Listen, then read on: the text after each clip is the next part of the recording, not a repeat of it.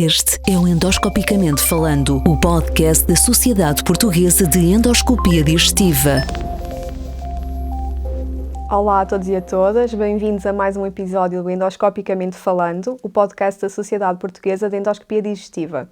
O meu nome é Ruth Gomes, sou médica interna de gastroenterologia em Viseu e tenho o gosto de estar a falar com Vítor Pinho Oliveira, médico anestesiologista do Hospital de Viseu. Hoje vamos abordar o tema da anestesia ou sedação, como vos for mais familiar, nos exames de gastroenterologia, particularmente endoscopia e colonoscopia. Dr. Vítor, é frequente na consulta, quando propomos ao nosso doente fazer um exame, uma endoscopia ou uma colonoscopia, surgirem muitas dúvidas, nomeadamente, vou estar a dormir? Vou acordar durante o exame? Afinal, quais é que são os níveis de sedação que se podem atingir durante os exames de gastro? Olá, Ruth, e antes de mais, muito obrigado pelo convite que a Sociedade Portuguesa de Endoscopia Digestiva me formulou, com muito gosto estou cá. É uma dúvida muito pertinente, porque há muita ansiedade associada a algo quase parece uma feitiçaria, que é a anestesia para este tipo de exames.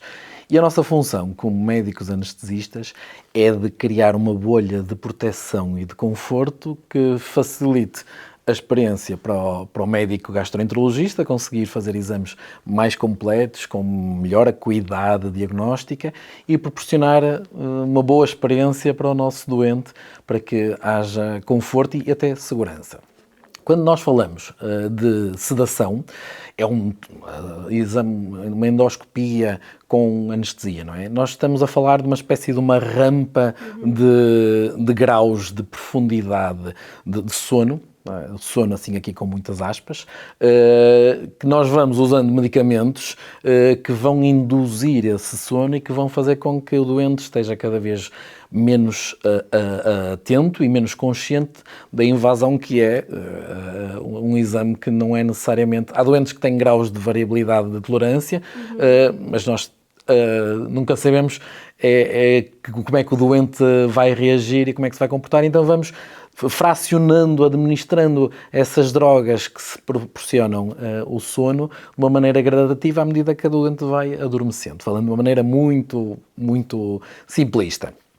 E temos maneira de ir reconhecendo desde a sedação ligeira, em que o doente está acordado, mas mais sonolento, até uma sedação mais profunda, em que ele já não é capaz de reagir a estímulos, não é capaz de continuar a respirar espontaneamente, mas não está ainda num estado de anestesia geral. Nós conseguimos ir identificando como é que o doente está monitorizado, está sempre com o apoio de um médico, de um enfermeiro, que conseguem ir verificando esse grau de profundidade e conseguir ir navegando, trazendo o doente mais à superfície ou aprofundando quando há uma manobra mais difícil, um ângulo mais difícil de ultrapassar e conseguir criar esse conforto e essa segurança. Sim, esse tópico é muito interessante porque o anestesista acaba por ter uma figura de proteção do doente e até conferir-lhe bastante dignidade em alguns momentos que são mais difíceis na experiência, e é uma figura que oferece muito conforto. Esse tópico da dignidade é importante, porque ninguém é agradável. Eu já fiz a minha colonoscopia, a minha endoscopia, e estamos sempre expostos, estamos sempre como vemos ao mundo, não é? E ter essa capacidade ao ponto da dignidade, da segurança e do conforto, eu gostava de acrescentar o ponto do turnover, porque nós temos que fazer isto tudo, criar essa bolha de proteção, de dignidade e de conforto, mas repeti-la 10, 15, 20 vezes numa manhã e repeti-la de maneira padronizada para a nossa lista de doentes que temos que fazer. Por isso, conseguir fazer isto bem, repeti-lo muitas vezes com segurança e respeitando todas as balizas e fazendo... Isso é a grande arte de poder anestesiar para gastro, algo que eu já faço com muito gosto há uns anos, quase só em dedicação. Fazer isso de uma maneira muito sistemática. O nosso objetivo é mesmo proporcionar boas experiências, muitas vezes, repetidamente aos doentes. a questão quando falávamos dessa questão da segurança, os doentes são sempre monitorizados, nós estamos a ver a frequência cardíaca, a saturação de oxigênio, eles muitas vezes colocamos ainda com eles conscientes uma canulazinha que ajuda com o oxigênio a respirar melhor, nós até brincamos a dizer que é com ar de caramulo, que é para quando adormecerem sentirem que estão mais confortáveis, e depois o acordar, quando é com o Propofol, tal droga que nós usamos para induzir o sono, é um acordar de bem-estar, de alívio, de boa disposição. É por isso que também somos os que mais vezes recebemos as cartas de elogios e de recomendações, porque os doentes ficam mesmo muito eufóricos, e quando há boas notícias, por isso é esse o segredo de criar dignidade, conforto, segurança e turnover.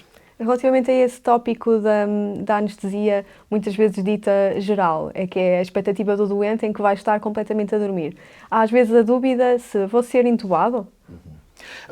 Como disse inicialmente, nós temos capacidade de ir percebendo quando é que o doente tem o grau de profundidade que exija, ou seja, quando está com o sono demasiado profundo, que exija que haja uma intervenção. Por exemplo, há procedimentos mais complexos, mais de longa duração, em que há necessidade de proteger a via aérea se o doente estiver em risco de aspiração, e nós aí estamos preparados para o entubar, ou ligar a um ventilador, ou ligar a uma máquina e conseguir agir em conformidade, de maneira a que a segurança nunca esteja em causa. Mas o doente às vezes até diz, eu ouvi tudo, e eu pergunto, mas sentiu dor? Não, mas porque há... Dentro daquela imagem do vir à superfície, à tona d'água e voltar a aprofundar, nós muitas vezes vamos doseando esse grau de inconsciência, e até o doente até pode acordar entre a endoscopia para a colonoscopia, mas depois volta outra vez a ir. É a imagem da baleia, não é? Que vem à superfície a respirar e depois volta outra vez. Por isso é normal, e nós explicamos aos nossos doentes que a função é criar uma experiência global de insensibilidade e de conforto.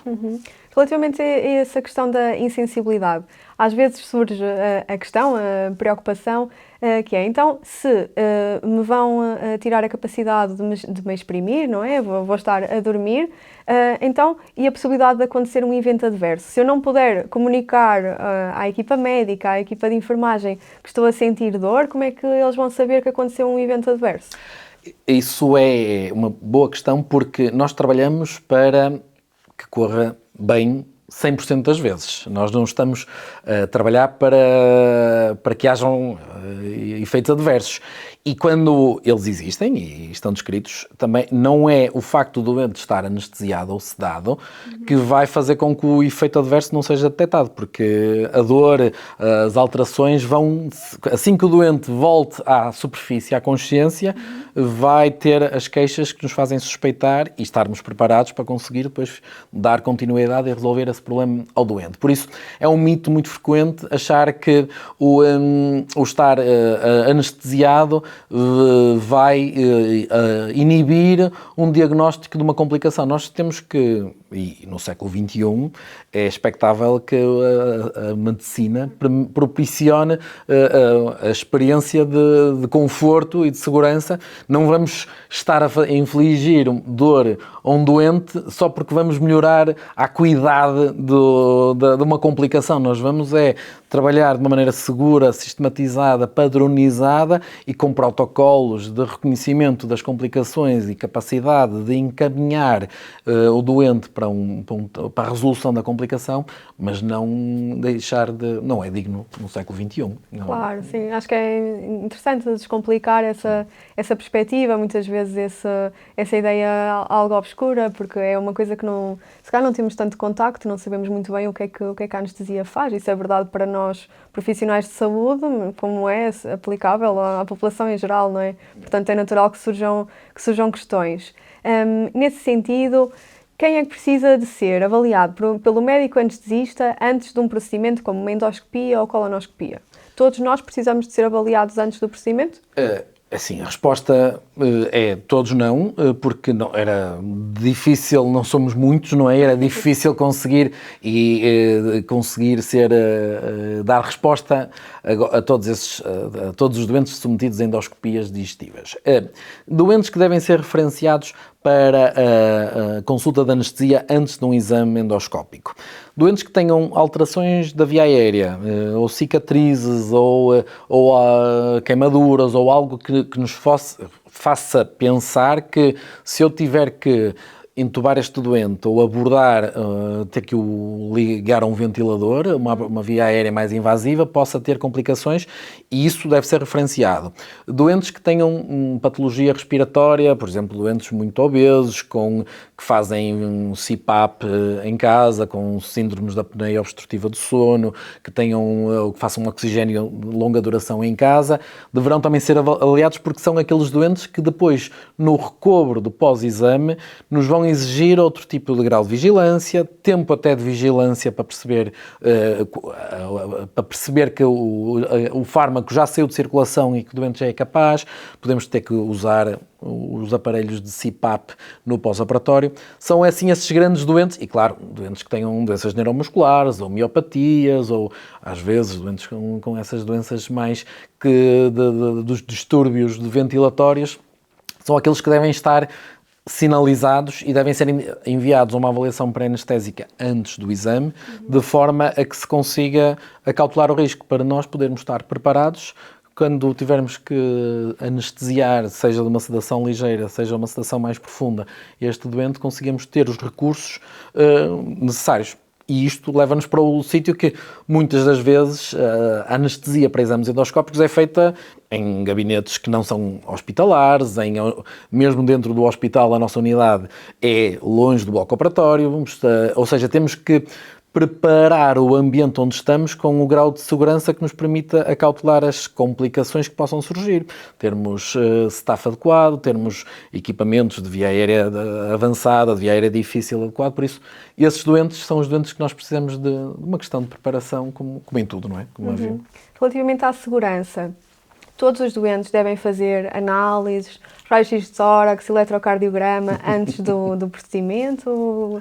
Qual é o critério? Esse é um dos grandes mitos da chapa 5 dos exames pré-operatórios. E até é uma recomendação Choosing Wisely, e há imensa bibliografia científica que mostra que o chapa 5, no que toca às rotinas pré-operatórias, não tem justificação, é um gasto, um dispêndio em saúde, sem acrescentar valor ao resultado final. Se eu tiver que te sedar a ti, Ruth, que para além de muito bonita que és, parece saudável, jovem, sem queixas, sem histórias de alterações, de sintomas, eu não preciso de análises para poder criar a sedação que te proteja e que te torne o exame confortável. Por isso, jovens sem queixas não precisam até aos 40 anos, não precisam de eletrocardiograma. Análises de coagulação, se, de acordo com as recomendações das sociedades científicas, obviamente, se for para procedimentos mais invasivos, isso poderá, mas a base de tudo é sempre a história clínica. Se há um doente que se queixa que sangra com facilidade, que faz equimoses com facilidade, que quando faz a barba demora muito tempo a estancar o sangue, em linguagem muito, muito prosaica, esses são os doentes que nos estão a dar sinais de que preocupam. Agora, estar a pedir análises, chapa 5, de uma maneira sem critério clínico subjacente, o que é que vai fazer? Vai levar a falsos positivos, que vai fazer com que encarnicemos em mais exames para tentar esclarecer um falso positivo, e as análises têm um intervalo de confiança, não é? E 2 desvios padrões, por isso muitas vezes por isso devemos pedir as análises, devemos fazer as perguntas aos nossos doentes, e a partir daí fazer o pacote de análises se um doente for um doente com patologia respiratória, que for com patologia cardíaca, aí sim fazer ECG, fazer o tipo de análise. Agora, chapa 5 para todos, não é boa prática. É importante conhecer o doente, falar com o doente antes do procedimento, tanto para nós como para vocês. Mas muitas vezes é uma espécie de uma via verde, um automatismo, tipo, vou pedir sempre igual para tudo, porque assim dá para o novo, e dá para o velho, dá para o são, e dá para o sadio, e dá para o doente, mas não é. E a evidência científica mostra que não é necessário, nem é boa prática. E relativamente à preparação do exame, o jejum é necessário, e qual é o motivo de termos que estar sem comer antes de fazer um exame destes? Sim, o jejum é necessário, e os intervalos de jejum até estão relativamente bem definidos, alimentos sólidos. E o que é que nós consideramos como alimentos sólidos? Tudo que sejam sólidos, mas bebidas alcoólicas, a cerveja para efeitos de jejum é um alimento sólido. O whisky também é um alimento sólido. São as 6 horas de jejum para alimentos sólidos. Isto é uma estimativa do tempo que o nosso estômago demora a esvaziar e com isto a diminuir o risco de haver uma regurgitação e uma aspiração do conteúdo gástrico quando estamos a tornar um doente inconsciente e sem capacidade de se proteger caso haja essa regurgitação. Então, as 6 horas para alimentos sólidos, as 2 horas para alimentos líquidos, água, líquidos claros, água, chá verde, chá de camomila, porque muitas vezes é muito desconfortável um doente que já tem que fazer uma preparação para um exame endoscópico e ainda estar aquelas 6 horas de jejum, por isso nós aconselhamos água com açúcar, chá de cidreira, chá de camomila, os iced teas, as bebidas assim de alimentos, que são alimentos que têm um esvaziamento rápido e que está definido como seguro, podermos depois avançar para a sedação com a segurança de que o estômago já não estará vazio. Sim. Outra dica que eu gosto muito, que é posicionar os doentes em ligeiro proclive, e nós fazemos isto quando trabalhamos juntos, não é? Se eu tenho que fazer uma endoscopia digestival e uma colonoscopia, peço sempre para começar por endoscopia para criar esse esvaziamento. Se houver algum conteúdo intragástrico, não é? Ele ser aspirado para depois podermos passar para a colonoscopia já com mais segurança de que o estômago foi esvaziado e posicionar o doente em ligeiro proclive, que é para evitar que a gravidade propicia o refluxo. Por isso, se pusermos o doente com a cabeça um bocadinho mais alta que os pés, estamos a usar a gravidade como nossa amiga. Sim, aí acho que é importante passarmos a mensagem a quem nos está a ouvir, que realmente a colaboração neste jejum é importante e vai conferir segurança ao exame e proteger a pessoa. Portanto, é muito importante que realmente estas recomendações sejam cumpridas. 6 horas para sólidos, e a cerveja é um alimento sólido. 2 horas para líquidos, como água ou chá. E depois do exame, já sabemos que não devemos contrair empréstimos, nem assinar contratos de promessa de compra e venda, mas o que é que devemos esperar? Como é que nos vamos sentir? Quando é que podemos ir embora da unidade de técnicas endoscópicas? Um dos critérios de segurança para uma sedação para exames endoscópicos é haver um espaço designado como recobro pós-anestésico para que consigamos vigiar o doente até que o Propofol ou as drogas que usamos saiam de circulação. Porque é que eu falo muitas vezes no Propofol? O Propofol é aquela droga que mais está usada e que mais bem cumpre com este objetivo de ser rapidamente entra em funcionamento, rapidamente sai de circulação e faz com que o doente recupere a consciência e a capacidade de se proteger autonomamente, de respirar e proteger. E então, uma das condições de segurança é ter um espaço próprio para recobro.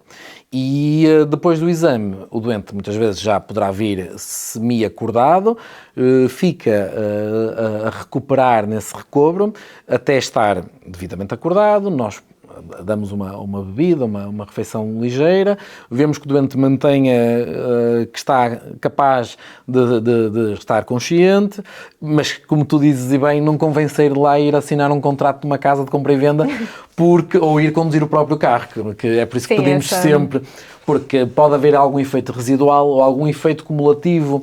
Imagine-se que um doente que toma outra medicação em casa e que potencia o efeito Propofol pode até estar ligeiramente amnésico ou mais lentificado, não ter capacidade para poder conduzir ou manobrar máquinas perigosas. Por isso nós recomendamos que depois daquela uma hora de recobro, que seja até o doente estar consciente e capaz, que vá repousar e que esteja acompanhado. Sim, é importante vir acompanhado para abandonar a unidade e não conduzir. Exatamente, não saiam a conduzir das unidades depois de terem feito o Propofol, porque se baterem com o carro, o seguro não vai pagar.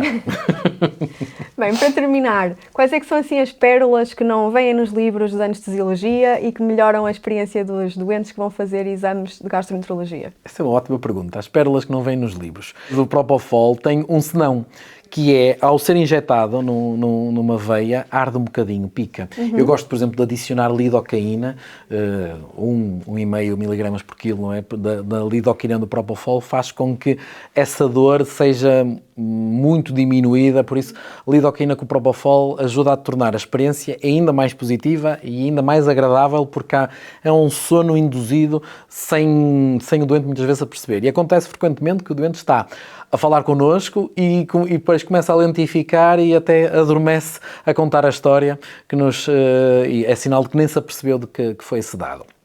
Outra coisa muito importante para todos os nossos colegas, onde se fazem exames endoscópicos, é das coisas que eu mais me preocupo, é haver proteção na cama, nas macas onde se fazem os exames, proteções laterais que previnam a queda do doente. Nós estamos com um doente inconsciente, ou um doente que pode reagir de uma maneira imprevista, e uma queda desprotegida pode ter consequências graves. Por isso, a todos os endoscopistas e a todos os anestesistas que trabalham para a sedação, é muito importante, nesta fase especialmente vulnerável, em que os doentes podem reagir e podem ter movimentos abruptos, estarem protegidos de uma queda acidental no exame, é das condições de segurança que não vejo escrita nos livros, mas que eu acho que é a pérola que faz com que nós consigamos muitas vezes proporcionar uma experiência irrepreensível a todos os nossos doentes. Obrigada, Dr. Vítor. Obrigada a vocês que nos estão a ouvir aí em casa. Esperemos que tenha sido esclarecedor e até um próximo episódio do Endoscopicamente Falando. Este é o Endoscopicamente Falando, o podcast da Sociedade Portuguesa de Endoscopia Digestiva.